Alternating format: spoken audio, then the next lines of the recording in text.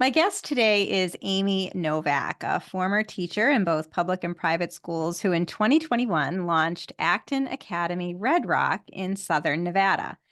Acton Academy Red Rock is part of the fast-growing Acton Academy network of learner-driven microschools that was founded in Austin, Texas in 2009, and now includes more than 300 schools serving thousands of learners.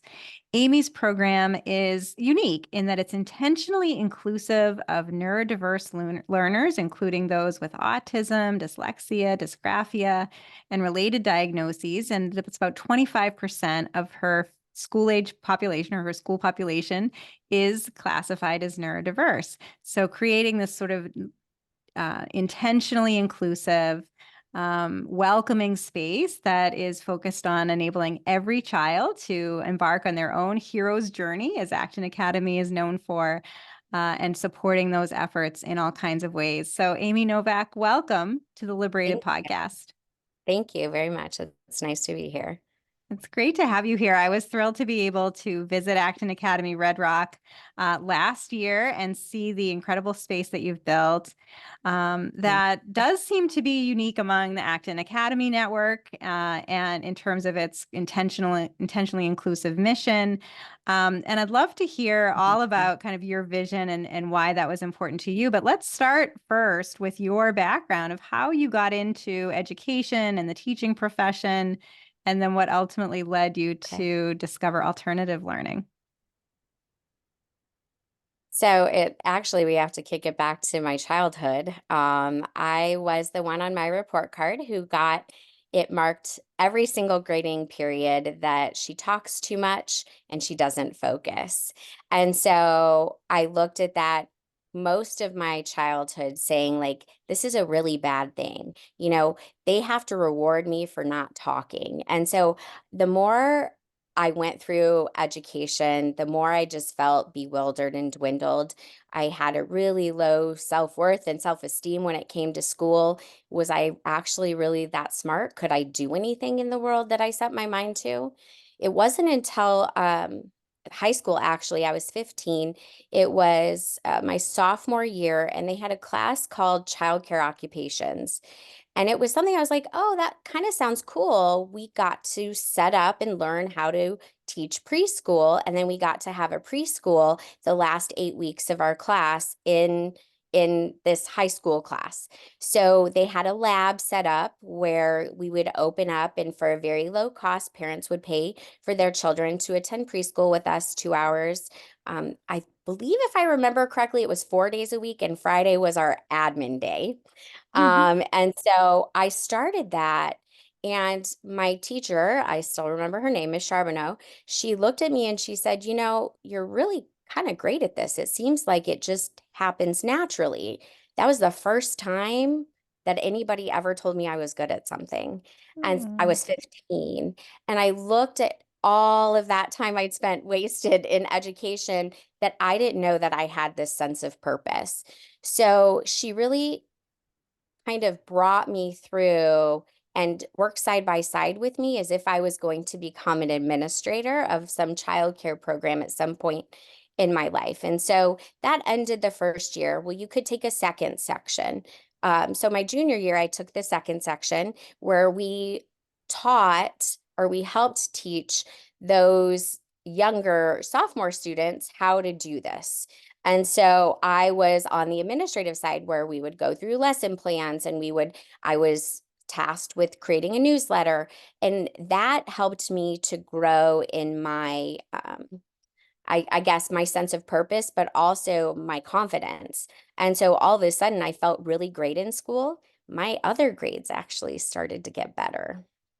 And that was the beginning of my story. That's how I knew my destiny was to work with children. Mm. So then what happened next? So I decided that I was kind of sick of the high school life. I'm going to graduate from high school early. I went and I met with my counselor. I said, "Can I do this?" And he said, "Well, sure, you can do it. You can graduate a semester early if you do take summer class." Okay, got it. Done. So I did that. I graduated a semester early. While I was taking my finals in high school, I was starting my first week of classes at a local community college. And that's because I just wanted my life to begin. I just wanted to go and do what Mm. I felt I was good at. So that's what I did. And then I ended up transferring to a 4-year university who I felt in the heart of the Midwest really provided a great early childhood educator education. I equate a lot of my success and why I do things the way I do now to the education that I got while I was there, the influence of the professors, to look at early childhood as stages of development and don't skip over anything or something negative can come. I really equate that to my drive to do something different in education. Flap a couple years forward, I'm done with college. And my boyfriend, soon to be fiance at the time, said, "I'm moving to Las Vegas. You want to go?" Well, sure, sounds great. Let's go. CCSD was recruiting at my university, so I thought, what a great opportunity. I can go right into teaching. So I That's the started in Las a Vegas County schools. Is that right? Yes, so that was Clark County School District. The year was 1999. It was the first year that kindergarten was now mandatory. So if you were 5, you had to go to, by September 30th, you had to go to school. Mhm. Well, I was teaching kindergarten and I was bewildered at best. I had 35 kids in the morning and 37 kids in the afternoon class. I was on my own, first year teacher. There were no resources available to me. I went home and I cried every single day. And then Mm. now my husband said, maybe you need to look at a different thing. This isn't for you. But that hurt me because this is what I felt I was supposed to be doing. So I actually went on into corporate childcare management. I worked for a company called Bright Horizons Family Solutions, which during that time it was to help create a work-life balance for corporate sponsors. So I went on to manage the childcare centers for McCarran. It was McCarran Airport at the time, and then Citibank. Mm. And then I left to be a stay-at-home mom for a couple years and said, well, this isn't quite it either. So Yeah. that's when I stepped into private education. As And a that's where I classroom teacher. Yeah. as a classroom teacher, and that's where I was until 2019. I ended my was it my 19th year of working with children professionally. My oldest graduated from college, and I said, everybody said, Amy, you should start a school. And I'm like, really? Can I start a school? Can I start a school? Like then I started to really ask, can I start a school? So I spent much of 2019 kind of traveling around trying to look at educational models. I had gone to KIPP Academy. I knew I wanted to serve a population that wasn't always recognized. And Mm. based on what I was seeing in my classroom, I knew that it had to be children that were diverse. And so, what did that look like? So, I went and observed some educational models, and I didn't quite find what I felt fit my heart and soul until I read a book. I was at home recovering from surgery, and I started to go through the stack of books I collected, and one of them was Unschooling Rules. And in there, um, there's a little bit about Acton Academy and what it is and its philosophy. And there's this thing about me where I get goosebumps when something's meant to be, and I had them consistently. I think I cried after because I never felt something that aligned to who I was as an educator. But then they're saying I'm not an educator, but that truly was at the heart of my philosophy. And that's when I started my hero's journey as trying to bring Acton Academy to Southern Nevada.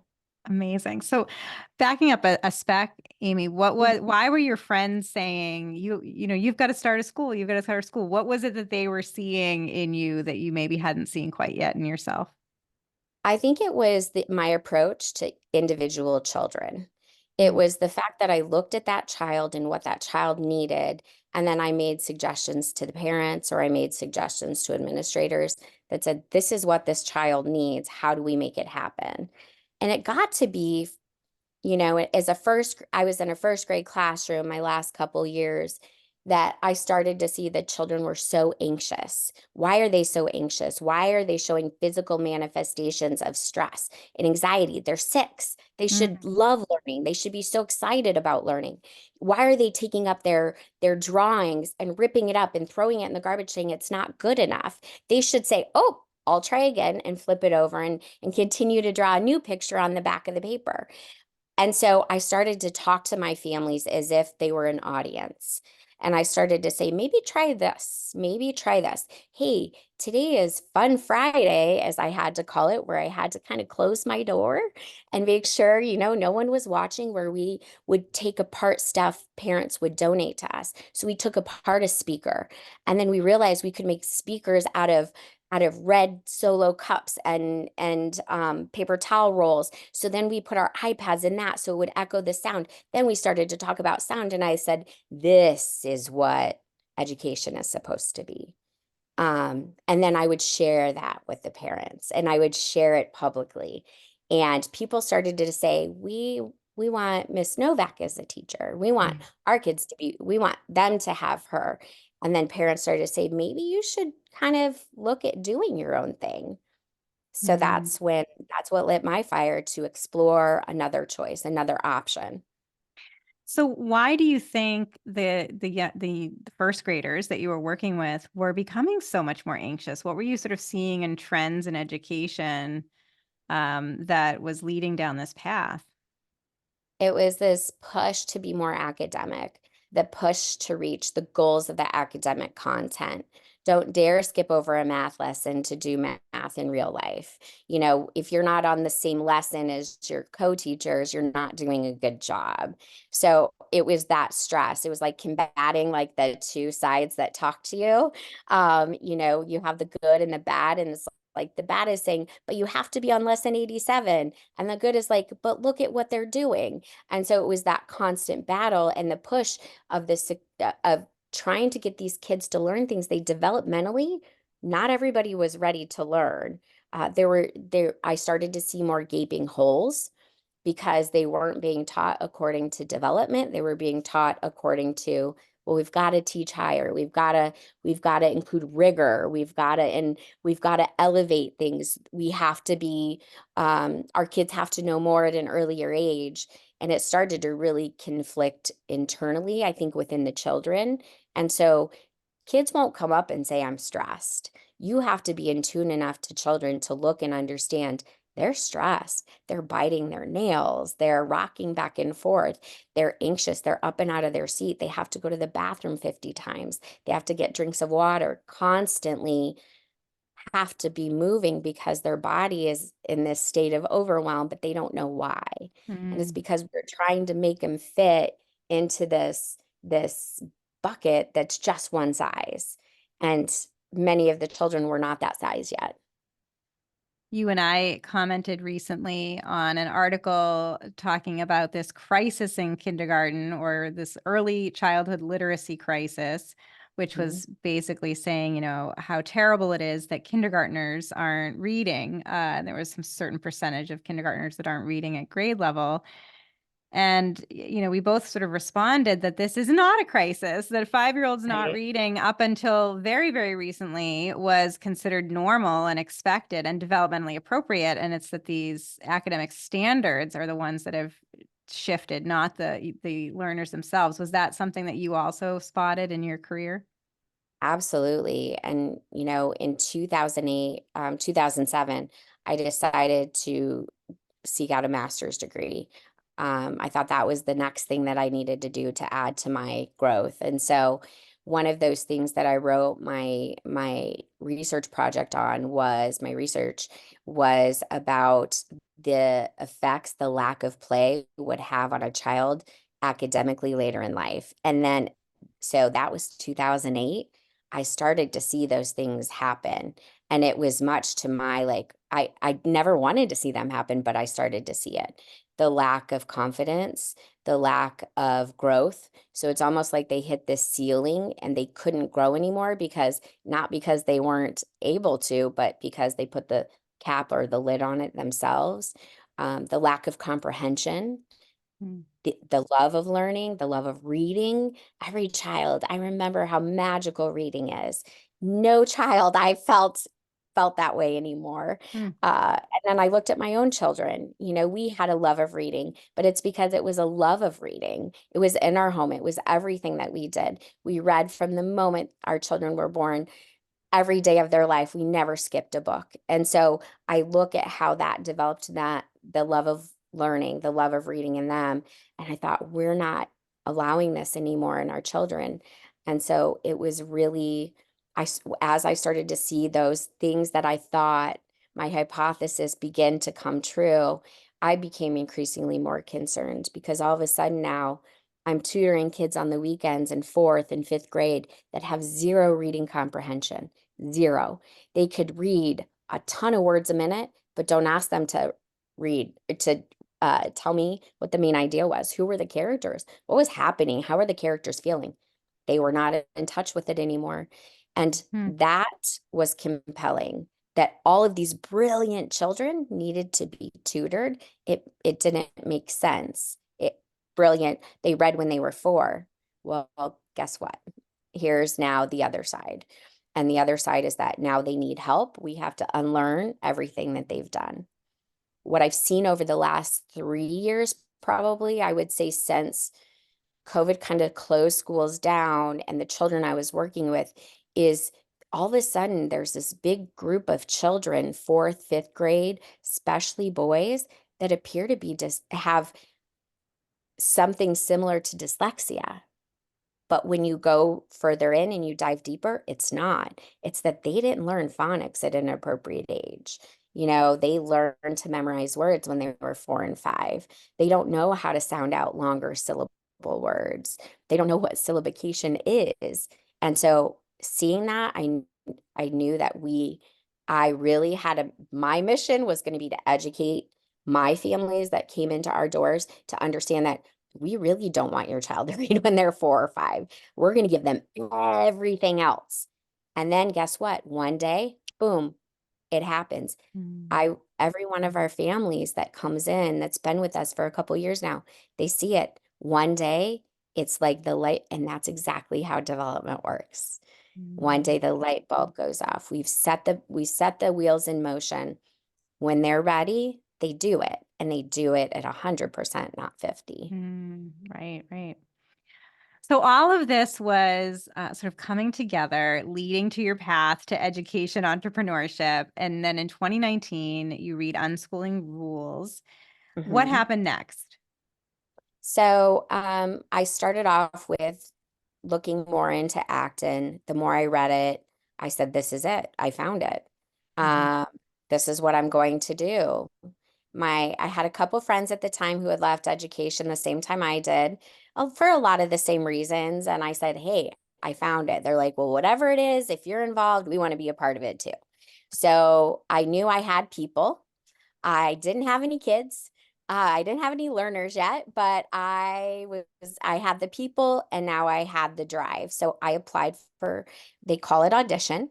So I started my audition. I took it really seriously. In fact, at one point, to make the video about myself, it took me a little bit of time to do that. So within 9 months, I had finally submitted everything. And in February of 2020, I got the wonderful email that said, welcome to the family. And so I was elated, to say the least. So just over 4 years ago, I knew what the next stage of my journey would be, which is now we're going to repeat this hero's journey, which is I have to separate from what is known. I have to separate from the world in which we are right now. And so I was tasked with that. And our first year, in 2021, we ended up launching. We delayed a year because of the school closures, but we still worked with kids. The team that I was putting together to bring to the table, we still worked with kids that entire year because we knew that children needed socialization for development. Again, here we are back to those developmental buckets. If we're not filling them, something could happen. We knew parents still had to work, so we worked with children throughout that year. And then in August of 2021, we opened our doors. We only had 6 learners. Um, And by January, we had 14. By March, I was touring families every day. I saw the writing on the wall and said, I think this is going to be bigger than what I thought, faster. So we went from our teeny tiny box of 1,100 square feet, we jumped into a 7,700 square foot facility. Um, Once we did that, we included some services that children started to need coming back into the world of school again, which was we provided with a contractor um, occupational therapy and speech therapy. And so that was also a part of what was in our building because neurodiversity was important to me. I saw that just because a child gets really excited or might have to stim because of their excitement, that they have this really unique gift and purpose in the world and they're on their own hero's journey. So I felt like, why wouldn't I include them? Why they have a seat at the table in the real world. I wanted my school to mimic and copy what the real world is like. 1 in 7 children are diagnosed with a neurodiverse ability. What are we doing to those kids? I hate using the words, neurotypical, if we're not putting diversity in front of them. And so I wanted to have this model where a certain percentage of our population, and it's never been in black and white what that percentage is. I wanted a certain percentage of our population to be neurodiverse because it benefits everyone. And so Mm. that started that process. So now you have over 50 learners, ages 4.5 to 10th grade, and you continue to add grades as your oldest ones grow. Mm-hmm. What were you deciding kind of out of the gate that roughly a quarter of your learners would be neurodiverse, or did that sort of come as you saw who was, attracted to your model? It really actually grew organically. It Hmm. grew I had a couple of learners, and then we saw how the empathy, um, the self-advocacy would happen with our neurotypical peers. Like all of a sudden, they're innately in tune to what their peer needs. So instead of what's called an RBT, that registered behavior technician, instead of the RBT delivering maybe some redirection, our neurotypical peers started to model what those RBTs had done and they intervened. And guess what I saw? I saw on that child with autism, they responded better to their peer. Their sense of overwhelm came down much, much lower and much faster because of their need to want to be with their peers and to feel that camaraderie with them, that sense of we're drawn to people our age. And Mm. so we're copying how they're showing up. We're imitating as a neurodiverse child. We're imitating how our typical peers are coming to light. And so I saw how beautiful it was on all sides. So I decided, there wasn't a magic number until there finally was. And I would say last year, mid-year, I finally saw, you know what? It's about 25%, 3 to 4 for every, group of kids is a really great number because it provides a number of peer modeling. And Mm. when you look at research with children with autism specifically, peer modeling is imperative to learn social skills, to learn emotional regulation. They regulate by watching how other people regulate. Um, so I have, if I can just share really quick, Please. uh, I have 2 amazing stories that have happened this year that just solidified we're doing the right thing. So not only is this how the world works outside our doors, I had 2 individual learners, 2 different studios, one in elementary, one in middle school. My middle schooler is a very quiet, shy boy, brilliant, brilliant. He's typical. He flies RC planes for competition. So he's often competing against adults. He's around a lot of adults. So he'll talk to adults, sometimes but he's just really, really quiet. So he was at a competition recently, about a month and a half ago, and his dad actually had to call me on Saturday as soon as he was done flying to tell me he was so impressed. So this boy, Shane, noticed there was this little boy in the crowd kind of watching. Um, for whatever reason, Shane intuitively knew that he had autism. And so he stopped flying, he landed his plane, he went over and pulled this boy, went and talked with him. His dad still doesn't know what they talked about. Shane came back over to his dad and said, he has autism, and I knew he wanted to know more about what I was doing, so I thought I should stop and talk to him about it. Ah, And his dad was just so thrilled. He had to tell me, he had to call me on Saturday afternoon. I thought there was an emergency to tell me how he never would have expected, nor would he have ever seen that from his child, who is just in his own self. Then we go on to, it was the same weekend. I don't know, the stars must have aligned for these learners this weekend. We go to one of our elementary learners we've had since our first year. He was at a park playing with his mom and his brother. There were other kids playing at the park. He noticed there was a little boy who had autism, and I think it was somebody he knew didn't want him to play in the group, said he couldn't play. Well, this little boy, Andy, noticed, hey, that's not okay. He can play. So he stood up to this boy and said, hey, you got to let him play with us. Like, that's not nice. This little boy actually tried to get in a physical fight with Andy. Andy stuck to his guns. He stood his ground. He let the boy get in his face. And his mom then intervened and said, okay, let's take your break. And Andy, calm down. But then the grandmother of the little boy came over and said, nobody has ever done that for him ever. And she started to cry. And mm, Andy says, well, I have a lot of special needed kids in my school, and I know how to deal with it. And so she was just so touched that here's this little 8-year-old, 9-year-old boy who innately, intrinsically saw that there was a difference, and it's okay to be different. You're still going to be part of our team. You're still going to be part of our group. And then when other people said no, he stood his ground and he said, yes, he gets to play too. And so mm. those moments are touching, and those moments don't happen in an environment that's devoid of that. Do I chalk it up to our environment? Absolutely. Do I feel these kids had it in them intrinsically? Maybe. Would they have ever been able to pull it out? I don't think so. If they went through that traditional model of education where everybody's kept separated from each other, I don't think that they would have the empathy, or they would have that desire to want to include.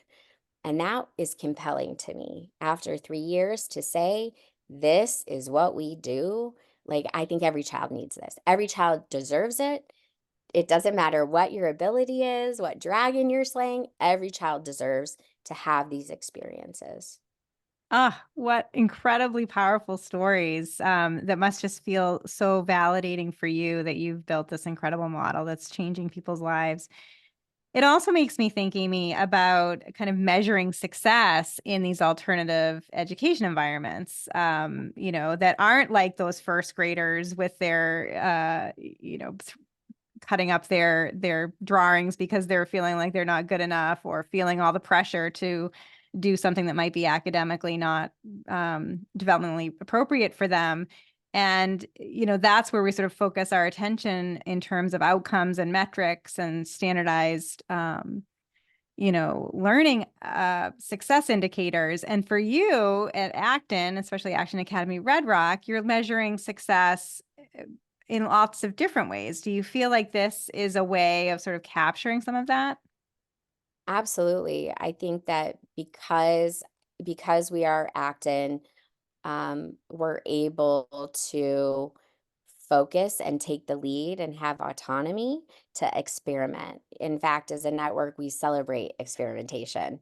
So this was the biggest experiment I had. I didn't know how this was going to work out. We're going to throw everybody, we're going to figure this out as we go. We built the boat as we sailed.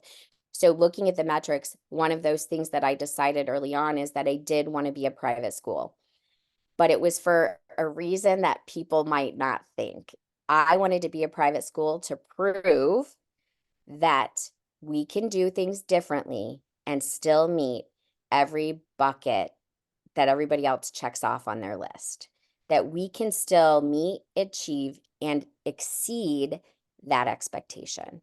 So that was important to me to kind of say, ugh, there's to you and your expectations. We can do it and we're going to do it better. And so that was why for me I wanted to be a private school. Not because that I wanted to fit into the bucket, it's because I wanted to create a new one. I wanted to create one that said we can still do these things. So I still have these metrics, but we measure these soft skills. You know, Yeah. academic is one little piece of a pie. You have the rest of this child, this whole child, this 360-degree view. And if we're educators, if we're non-educators, whatever you call yourself, an educational rebel, we still have to make sure the other 75% is covered. And we Mm. weren't doing that. And so if we focus on the social emotional first, if we focus on their advocacy and developing their ability to make good decisions by making bad decisions and celebrating that failure, if we do these things academically, that 25% is taken care of. If we focus on the other 75%. So you said you decided to become a private school. That would be as opposed to being a micro school or some other kind of more informal arrangement that might be a program for homeschoolers. There's a lot of Right. micro schools for homeschoolers in the greater Las Yes. Vegas area, but you're saying you Yes. wanted to be a recognized private school. And so what does that require of you? You know, you said you wanted to show that you're able to hit all of these benchmarks and check all of these boxes. What specifically are you showing? What are some of those academic outcomes? And then in comparison to the to the social emotional outcomes as well. Right. So socially and emotionally, we hear stories all the time, like the ones I just told you about how they go out into the world and they're putting into practice the things that they've experienced. So whether it's on a team that they're playing on, they're playing club ball, they're playing lacrosse, and the coach comes over to talk to the parent, and the child stands up in the middle and says, "Hey, you can talk to me." And they're in third grade. Like that, I look at those are measurements. That's what we fill in these buckets that we are assembling to create this picture of the whole child. But also when it comes to the academic, Mm. we align with tools that are intuitive. We use 21st century learning as a part of this because it does deliver a measurable if we need to extrapolate or pull the information out. It gives that to us. And so as a licensed private school, I have to show that here is what we use. We use all of those tools. Some children it might not flow with, and some children it might resonate with. We find the tool that works best for that learner, and that's what they use. They get to advocate and say, I don't think this is working, or I want more practice. As their guides, we help them find what that looks like. And so for some, it might mean maybe they want to do their own set of multiplication drills. Great. If that's what you want to do, here, we'll print them out. They'll be over here in this folder. You pull them as you need them. So it's just providing that, but they're advocating that they want it. So they can learn at a rapid speed when they don't have to wait on the transition of a school day. So, and they don't have to wait to get their information from an adult.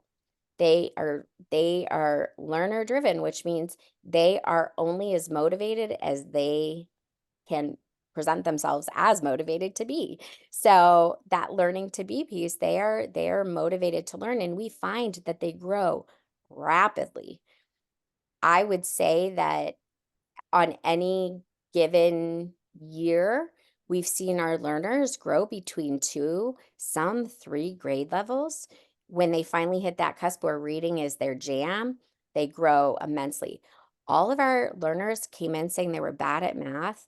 They've had a rediscovery. So girls who usually think that they're bad at math feel confident in math and teach other learners. They Mm. get to teach the boys about math. That's an important measurable for me. Yeah, I'm glad that you're in fifth grade, but you're in third, but you're working in fifth grade math. That's great. But I'm more impressed with the fact that you help somebody else who's not as confident and that you model for them too. And so with all these tools, I don't need to show a report card to check those boxes. We look at the data every week, and it's all hands on deck approach. So it's myself and the guides. We look at data all the time. We want to know, hey, where's our intention? Where's our time? Where's our excellence? What do we need to kind of tweak along the way as the guides? And so we're still able to achieve those academic things, but then grow beyond what that measure says for that age. And the data that you're looking at, is some of that using mastery-based tools, like things like Khan Academy, sort of widely available applications, those kinds of things? Yeah, so I mean, Khan is just one of them. I'm Yeah. not a Khan Yeah. person. I like other things that are a little bit more visual. So we'll use Beast Academy, we use Dreambox Mm. because of the problem solving that goes into Dreambox. I had a boy this year who was new, and he told his mom, "I think Acton's making me dumber."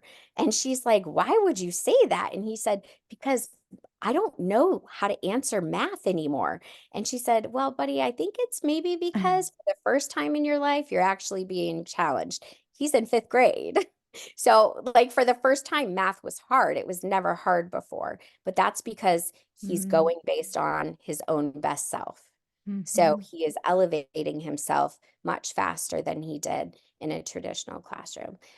We also use mastery-based transcripts. We're getting our feet wet with that now. So our older learners in middle school and Launchpad are beginning the to we started taking screenshots of our work to develop what that learning record looks like so that we can show that, yes, we're meeting academic, but we've got all of this, kind of above first. Oh, so Um, great. yes. So, Amy, every time I talk with founders like you, I just feel like we need so many more of these personalized schools that really help each child achieve their full potential and follow their own hero's journey. And it does seem, at least from my perspective, that these are growing, and Las Vegas is one of the areas where there is a large concentration of this. What is your sense of this sort of micro school or, learner-centered school momentum? Do you feel like it's continuing to grow? Are you optimistic for the future? What are your thoughts there? I I think it is. I think it's going to continue to grow because for the first time, parents had a front seat and they didn't like what they saw. And so they knew they wanted something different. And so I've only seen the momentum continue to grow. Hmm. And through word of mouth, people find out about these experiences that children are able to have. And they're like, wait, I want that for my child. And so I do see this continuing the path. I don't think they're going to go away, specifically in Las Vegas, where we have such a large population. Las Vegas is different than a lot of places. It's a very transient place. So you could have a family that's here for 3 years and then they're gone to another state. It happens all of the time. People change schools all of the time. There's not that community based um, I say idea that happens where people stay in the same school their entire career. That really just doesn't happen very often in Las Vegas. And so that being said, when parents seek out something different and they stay with you, that's Mhm. pretty indicative of their drive to stay and find something different for their child. Mm. Also recognizing the neurodiverse population is not having their needs met. And that is, it is a federal law, but it is not happening across, I would say, in a lot of situations. And so those families are seeking something different. I wish I could do this for every child that comes to my door. The reason our model works is because we have typical peers and not. And so Mm. we've got that blended learning. That's why we work. And so to be able to have that experience for other children, it would be great for micro schools to look at doing something that's not just putting them into their own bucket of who is like-minded or aligns with them, but to create more of a blended, that's what I would like to see in Las Vegas, more of a blended model of learning where your neurodiversity is celebrated, um, finding support in order for that to happen so that these children, everybody finds their potential. So I'd love to wrap up then, Amy, with your advice for listeners and viewers who might be contemplating starting their own program, especially one that is as inclusive as yours and fully integrates neurodiverse students. What advice do you have for these aspiring founders? I would say to jump. It's really scary. I have goosebumps now just saying that. It's really scary, but just to make that jump, because if you make the jump, um, 9 times out of 10, you're going to be successful and you're going to learn along the way. So, in that learning process, one of my reflections is I wish I had other people I could have talked to that were doing something similar to me. So, Mm, yes, there were people creating alternative educational solutions. When I mentioned neurodiversity, people were like, well, that really doesn't blend with what we do. And I thought, well, but it kind of does because they're on a journey too. And I remember James Lomax that said, you're crazy. I don't know how it's going to work, but I'll watch it happen. And he just said to me a couple of weeks ago, I'm actually thought this was going to fail, Amy, and I'm looking at you now and look at these kids, look at what they've learned. So I think that finding that person that can help mentor you is vital. After you take the jump and you're scared out of your boots, find a mentor that then helps hold you up that you can bounce information off of to say what's the best practice. Find a local micro schooling community to meet with for camaraderie because there's really bad days some days and there's really great days and you want to share that. So I would say that's like the top 3 tips that I could give to somebody who's looking to do this. And what about tips for finding a mentor? What do you think would be a good path for that? Social media is a powerful thing if it's used in the way that it should. So connecting through social media, finding Mm, those people, word of mouth, asking others, hey, do you know of any schools that might be inclusive? Do you know of any school models that I maybe could go observe? I do open my doors for observation throughout the state of Nevada for from up north, UNR, down south. I open my door so people can come and look at this. I've often thought about creating a mentorship opportunity for people to come and learn in the way that this works and the mm. way that we do it. And so just start searching on social media. Go to LinkedIn, find connections, mutual connections, read their story. If that's a story that's inspiring, maybe reach out to that person and say, hey, do you have time for a phone call? Great. So, Amy, if my listeners and viewers want to connect with you and learn more about Acton Academy Red Rock, what is the best way for them to do that? So they could reach out on LinkedIn or they could reach out on Instagram. We are pretty active in both of those platforms, and it really is a great way to touch base. I see the messages, and I sometimes it depends on the time of year. I'm very active in my school, so it depends on the time of year. But I will respond and set up a time to meet and kind of tell the story and maybe help them out a little bit. And the website is actonacademyredrock.com.